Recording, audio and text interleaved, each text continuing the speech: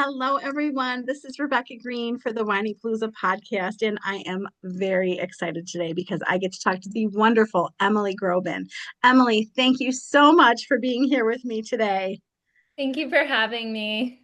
Am I allowed to tell them why I'm super impressed? Yes. I should have asked you that.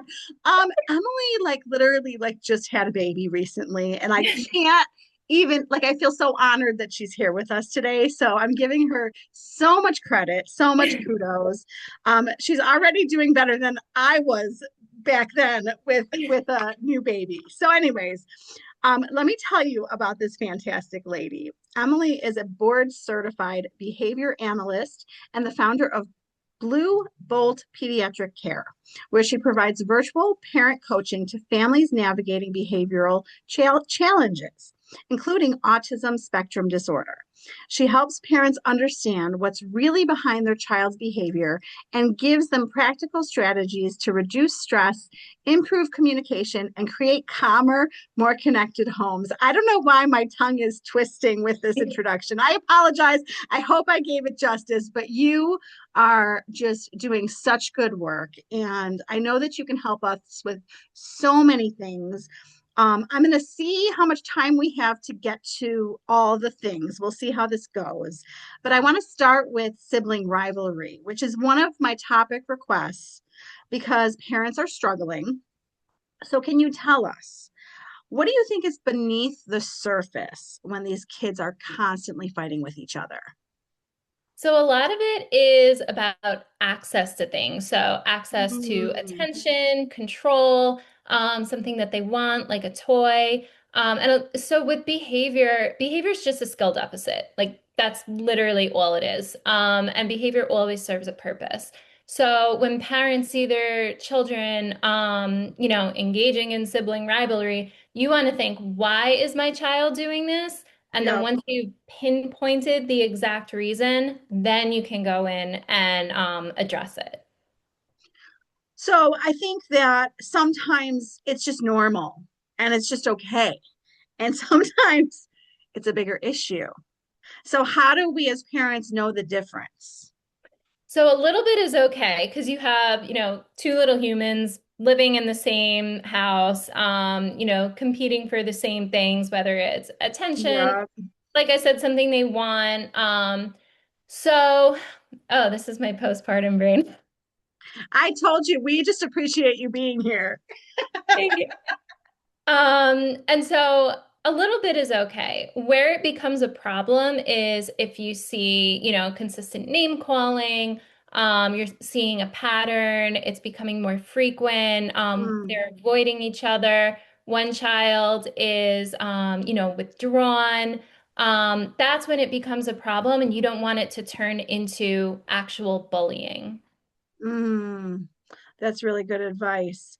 I also think that all of us moms notice that the kids who are closer in age fight more. What do you think that is about? So developmentally, they're kind of on the same level. They don't have the Mm, same, they don't have the skills to get what they want. So, they're still working on sharing and turn taking, asking for attention, things like that. And so when you have multiple people, whether it's two or more, who don't have the skills to get what they want, they're gonna butt heads, they're gonna fight. And so that's why children who have larger age gaps tend to have less sibling rivalry because yeah. one already has the skills. That makes so much sense. I think that, I talk to so many moms, and some moms are quick to jump in, and some moms are like, let them handle it. So, what do we do? Yes, that's a tough one because as moms, like we want to handle it. Like when my Yes, baby cries, I know, no. I People are like, know. let her cry. I'm like, no. No, no. Yeah.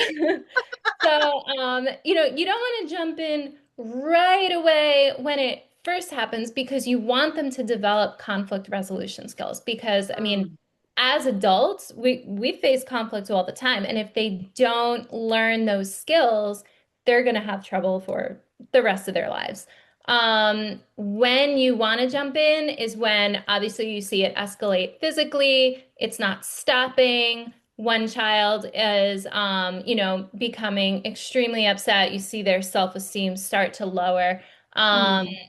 that's when you want to jump in, but you don't want to be a referee. You want to be more of a coach. So you don't want to solve the problem for them. You want to guide them so that they can solve it themselves and develop those conflict resolution skills. Really good advice. I mean, I think that it was hard for me when they started fighting because I felt like I needed to jump in and teach them. So, do you feel like we don't need to do that, that they will learn some skills just doing it on their own? They do need to be taught. Any Yeah. skill, has to be taught, but you don't want to jump in and give them the answer right away. You could say, how can we solve this? Obviously, it depends on the age. If they're really young or they have special needs, they might need you to solve it for them. But if they do have the social skills and the cognitive ability to solve it on their own with your guidance, that's what you want to do. So it really just depends on the child and the level that they're at. Yeah, I totally get that. I mean, I'm trying to figure out what parents are doing wrong. So, like, how could we be possibly rewarding negative behavior during this type of thing? Okay, I love talking about this topic. So, it's always an accident. We've all done it. Like I said, negative behavior, it's just a skill deficit. So what happens when we're looking at behavior is we want to pinpoint exactly why they do it. And so there are Mm. four reasons for why we do everything we do. There's attention, there's escape, where they want to get out of something or avoid something. There's access to tangibles, so access to something that they want, like a toy or a food. And then there's sensory or, pain.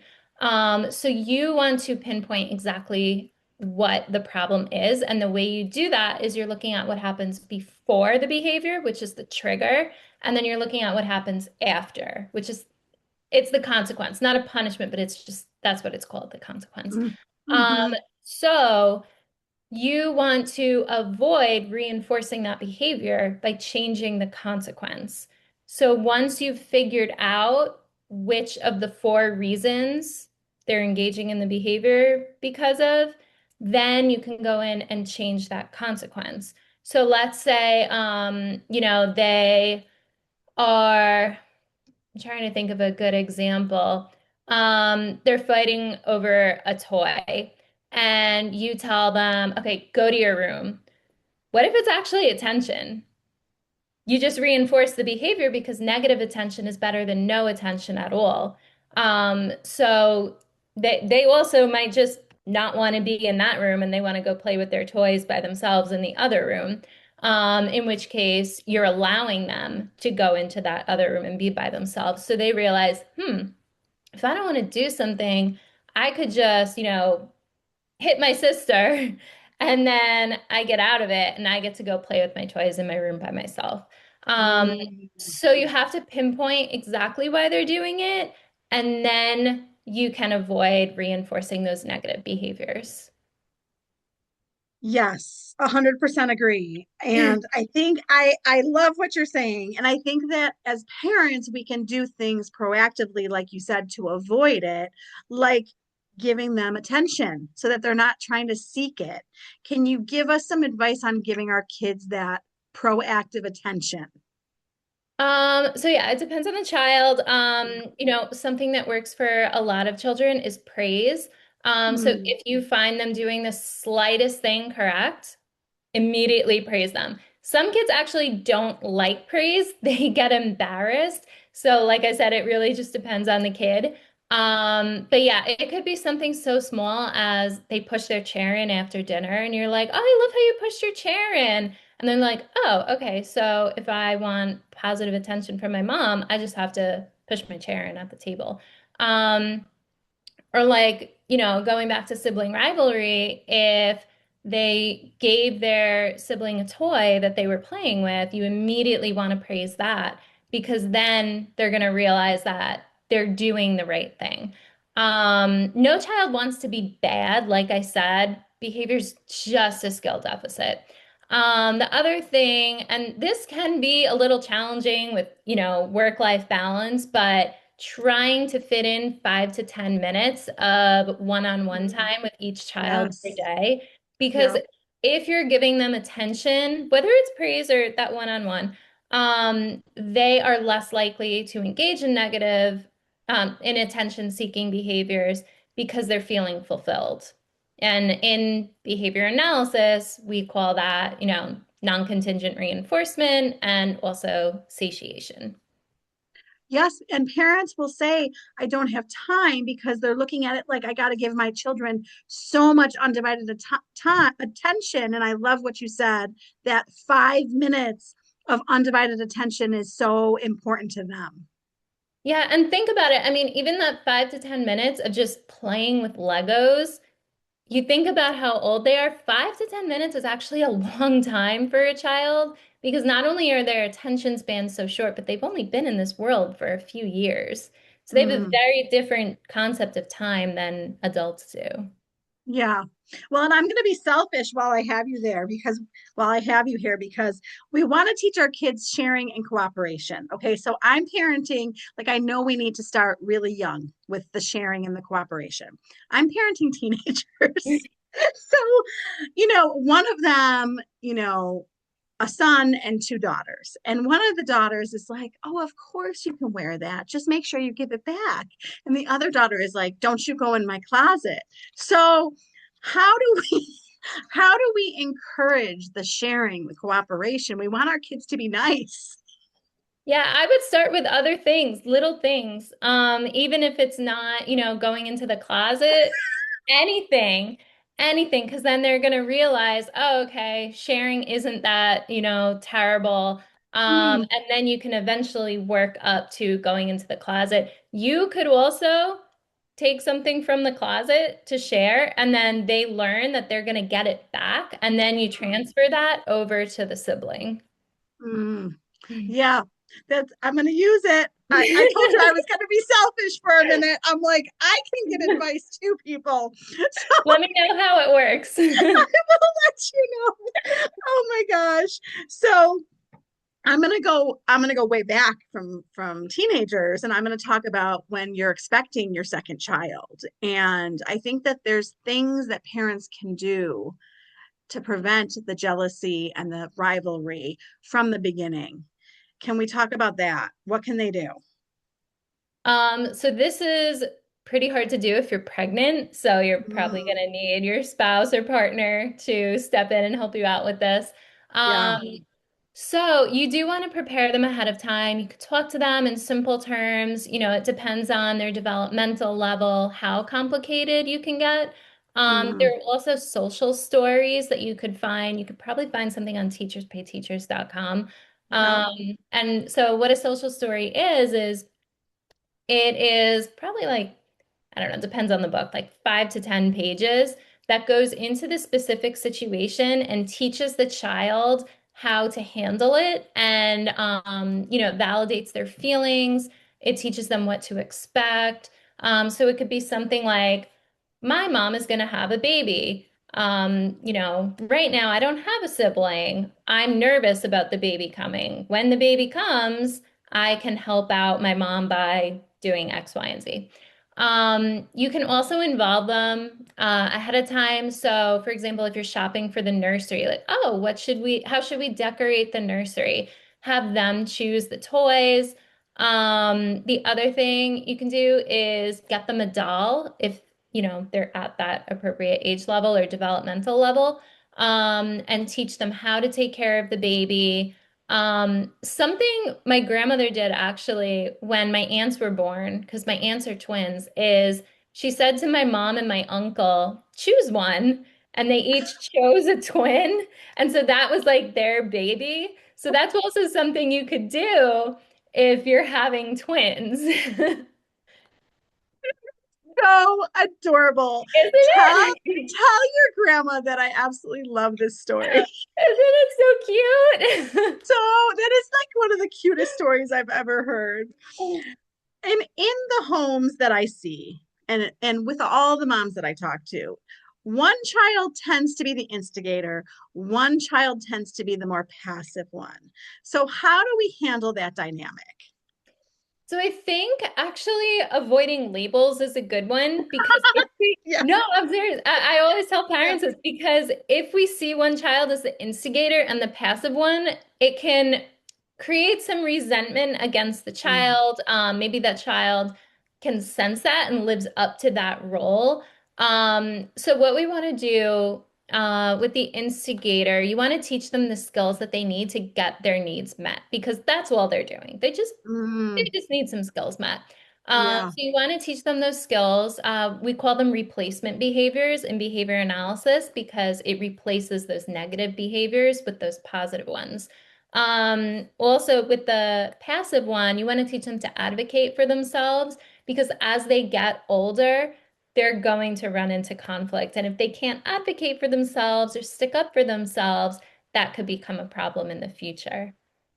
It's a great opportunity to develop skills. I mean, I love what you're saying because it's made one of my daughters so much stronger. And I said, see the gift that you're getting from your sister? Yeah. So it does actually give them a lot when we look at the positives of it. They have Yes. to learn. They have to learn. What other behaviors? So we're talking about sibling rivalry, which I know everyone wants help with, but what other behaviors do you hear parents commonly complaining about? I think the number one is meltdowns, Uh-huh. um, Yes. tantrums. Another one is screaming. I've heard a lot of parents talk about screaming. Yeah. Yes. Can we give them some tips with the meltdowns? Because I want to tell you, even teenagers have meltdowns. Yeah, so it just really depends on one of the like why they're doing it, going back to Yeah. those four reasons. Yes. But with Yes. a meltdown, it's kind of like a panic attack where you kind of have to wait it out. Um, Mm, there's really if they're so escalated that they're having a meltdown, they're not going to be able to hear you, to understand what you're saying. Just like a panic attack, if someone comes over and is like, "It's okay, it's okay, it's okay." You're like, "Give me a second. yeah. Let me breathe." Um, Something that I have seen a lot of parent coaches say on social media is you want to hold them, you want to hug them, you want to, basically restrain them. That is extremely dangerous unless you're certified in safety care and CPI. I don't recommend that parents do that at all. Move anything, any furniture, move it out of the way. Stand back if they're banging their head, put something soft underneath their head. Yeah. Um, there's something called the wait strategy, which basically stands for why am I talking? And Mm, it's basically just about waiting it out, honestly. And then once the meltdown stops, once they have calmed down, then you can go in and, say like, "Oh, I see you're upset. Thank you for calming down." And then try to help them, navigate through it. so, I have heard people talk about the holding them. They don't want to be held. They do not want to be held. But I also think, like, I love what you're saying about the after, because that's when they're going to hear us. Do you also feel like we can teach them stuff to prevent it? Yes, that is again going back to the four reasons. You want to Yes. pinpoint it. So if it's attention seeking, you want to teach them appropriate ways to get attention. If they're having a meltdown because they're trying to get your attention appropriately, but you just can't do it at the time. Teaching them how to wait is a good one, or how to accept the word no. Um, for an escape maintained behavior, you want to teach them, something like, "Can I have 1 minute, one more minute?" Or "I don't want to." So it really just depends on one of those four reasons. Obviously, if it's Yeah. something sensory, you want to seek out a medical professional. We always rule out anything medical in behavior Mm, analysis. So all the yeah. advice that I'm giving is for after you've ruled out anything medical, because a lot of medical conditions can cause these negative behaviors that we can confuse for, bad behaviors, as some people call them. That's an excellent point that I honestly didn't think of as we were talking. So thank you for saying that. I think we hear, you and I hear from parents a lot. I've tried everything. I just nothing is working. Oh gosh, one of my least favorite lines. What do you say to a parent who's thinking right now, I've already tried everything.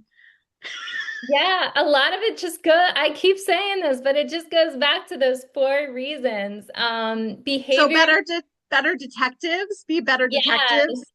Yes, behaviors look the same, and sometimes behaviors have the same reason. Yeah. So, they could be having a tantrum because they want, a cookie, and you said no, but they could also have a tantrum because they want your attention or they want to get out of something. And that's when it gets really, really tricky. And so that's when you want to look at the trigger. Because that's going to help you. And then you can also avoid that trigger. But yeah, a lot of it just is about narrowing it down to one of those four reasons. And then once you've figured out why they're doing it and you've noticed, okay, after they do this, I respond this way, you've reinforced the behavior by responding that way. So you want to change how you're responding. Yeah. I mean, it's hard as parents. We have to really look at what was happening before the behavior, what was happening for Yeah, them, you know? And a lot of exactly. times for me, I have learned what was happening before was something at school that hasn't been revealed yet, Yes. right? So yes, Yeah. what is the underlying reason for the behavior? So parents are so overwhelmed with their kids' behaviors. I hear that all the time. I'm overwhelmed. I don't know how to respond. I don't know where to begin. Can you tell them like where to start? It really just depends on the child and their developmental level. Yeah. So a child who's older, you can start with something, more advanced. With a child who's younger, let's say you're teaching sharing, and if, they have such a skill deficit in that, something that I like to do when I'm teaching sharing is I'll be like, okay, it's going to be my turn in 5, 4, 3, 2, 1. Okay, give me, and then I take it, I immediately give it back. That way it establishes that trust that, okay, if someone takes something from me, I will get it back. And so that's a good step for the younger ones. So Mm, yeah, it really just depends on the developmental level. yeah. I I totally understand. I think that we all want to improve communication with our kids, no matter what the age is. Emotions run high. People say things they regret. How can we communicate better with our kids? Um, that is a tricky one because a lot of times we get escalated ourselves and then we can yell or something like that. Something that I've found is just avoiding those escalations. So like if there's a behavior that is making me like anxious and I'm like, oh my God, I can't take it anymore. I'll think of something that I'm looking forward to over the weekend, and then that kind of calms me down. You want to use, simple language for them, developmentally appropriate language, because if we are explaining too much, if we're using too many words for those younger ones, it's going to be too hard for them to understand. With the ones that have severe language delays, receptive language delays, using pictures and social stories to explain things is really good. But yeah, that's It's good it. advice. It's good Thank advice. you. And we're talking about things escalating. Things get hot, kids are upset, parents are upset. How can we de escalate the situation? So this is my postpartum brain again kicking in. I'm It's like, okay. We can also move on. You can always say, go move on. She's um, tired, people. yes, I'm not sleeping well. Um, Oh my so gosh. when we are wait, what was the question again? De-escalate. just any de-escalation tips that you have, if you're up for it. If you're getting worn down, we can let you go back to your baby. No, it's okay. It's okay. So de-escalation tips, if they are super escalated already, just, you want to Right. wait it out. That's a big one. Um, in order to avoid that escalation, you can validate their feelings. Like, yeah, I see you're frustrated. It is frustrating because you want this, but we can't always have everything we want. You could use first then language. So, okay, Mm, first we're gonna do this, then we're gonna do this thing that you really want to do. If they can't do that, if they can't wait, you want to start small by teaching them, okay, wait 2 seconds, and then you can do, whatever it is they want to do. So yeah, those are ways to de-escalate. thank you. I think that's very helpful. And I think there's a lot of things parents can do different. Do you feel like there's a small change that you see parents do that it gives them bang for their buck? A small change, honestly, praise is a really big one. Yes. Um, just something like that, because if we're not telling children what they should be doing, they're not going to know. So, even as adults, let's say you get a new job and your boss is only telling you what you're doing What you're wrong. doing You're wrong. Yeah. going to be like, Yeah. well, what am I doing right? What should I keep doing? So, it's the same thing that, kids are still humans. So we want to tell them what they're doing right. That way they can keep doing it. I mean, that's huge because when I'm listening to you, I'm thinking about um, giving them directions, telling them what they're doing wrong, telling them to do their homework. I mean, where in that am I saying something nice to them? It's Yeah, like, it's hard. right? How about some praise and not just directions and criticism and get this done?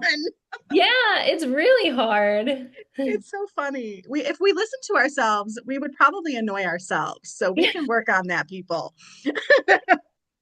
Do you feel like there's a common mistake that you see parents making that you want us to cut out? Something that I see all the time is focusing too much on stopping the negative behavior. You Mm, want to teach those replacement behaviors, so the skills that they need, and you want to praise those behaviors that you want to see. Because if they, again, going back to knowing what they're doing right, if they know what they're doing right, they're not gonna do what they were doing wrong because no child wants to be bad. I hate the word bad. I don't want to sound like I use that word all the time, but you yeah. know, um, that's what a lot of people call it. So no child wants to be bad. Everyone wants to be good. Um, Yes. and so yeah, just using a lot of praise and rather than focusing on stopping those negative behaviors. We can do that. We can definitely do that. Do you feel like you have it in you for a few autism questions? I can try. Okay, I'll just give you a few. I know. She's like, what is my baby doing right now? And I'm tired. I remember. I really do. Okay, so you get the autism diagnosis, and what is the most important thing you want them to understand right away? Because that's scary. Yeah, I would say be easy on yourself. Mm, Autism is so common, you're not alone. Um, it's so hard to give that advice though, because it's a scary diagnosis because there's such a stigma to it. Um, so, parents hear their child has autism and they start thinking, will he ever have a, normal life? Will he ever live alone? But I mean, and they could. So, I think just be easy on yourself, take it day by day. There are a lot of support groups out there. Therapy helps. Also getting the child their services right away. That will also help the child. so for the home environment, what do you suggest? Like, what can parents do best to create a good environment at home for someone who receives this diagnosis? It really just depends on the level that the child is at. Yeah. So someone who has a child who's more severe, could use a lot of visuals in the home, to help them understand routines and language. Visual schedules are really good. Someone who's more mild, it really just depends. Maybe they don't like loud sounds, so kind of reduce the noise level, things like that. Yeah. So it depends on the kid, of Yeah. course. Yes. And I mean, I think that there's communication challenges. So I think some of the things that you're saying can help even with the visual things Yes. that you're suggesting.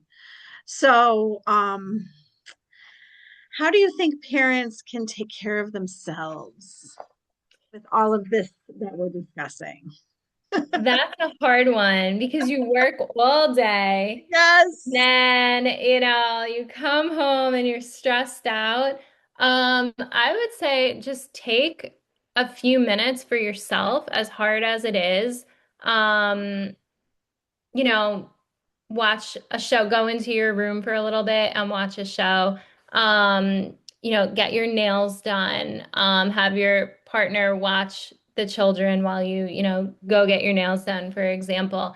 Um, just do something for yourself. And I know it's so hard. Even that 5 to 10 minutes, is really going to help you decompress. Yes. So the parents who are listening who are exhausted and discouraged, can you leave them with some words of wisdom?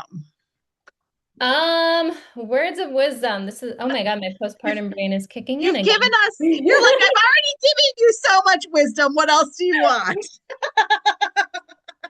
Um, Words of wisdom. Oh my God, my brain just went blank. My postpartum, I'm not It's sleeping. it's lack of sleep. It's like we need sleep to think. We all understand. Let Yep. me let me ask you this. Is there anything that I didn't ask you that you think is important to share right now? Is there anything big that I missed? Um, I don't think so. I think just taking everything I said, but like tailoring it to your child, because I don't want to come off like, oh, every parent should do this. Yeah. It Yeah. all depends on the child, how they respond. So yeah, just tailoring everything to your child, honestly, getting to know them, see what that what reinforces those positive behaviors. But yeah. Well, and I'm going to tell you what every mom probably knows already. You figure out your kid, then the next kid's totally different, and then the next kid's totally is totally different. So we have to figure our children out Yeah, for sure. exactly. So where can everyone go to find you? So my Instagram is Emily Groben. Groben is spelled Groben, not like Josh Groban. Um, and I have a Facebook page, Blue Bolt Pediatric Care. And you can also find my website at blueboltpediatriccare.com. Well, I can't thank you enough for taking time with us from your new baby to do this with us. I'm totally impressed with you, and your brain is working wonderfully on the lack of sleep that you're having. So Thank you. thank you so much for your time and your expertise. Thank you. This was fun. This is Rebecca Green, and I want to remind everyone to spend every day laughing, learning, and loving. Thank you for tuning in to the Whinypaluza Podcast. If you like what you heard, please be sure to subscribe so you never miss an episode. While you are there, leave a review. I love to hear your feedback. Thank you so much for listening. Until next time. This show has been produced by Market Domination, LLC. To discover how you can have your own show completely done for you and turn it into a real published book and become the authority in your marketplace, go to www.marketdominationllc.com/podcast offer.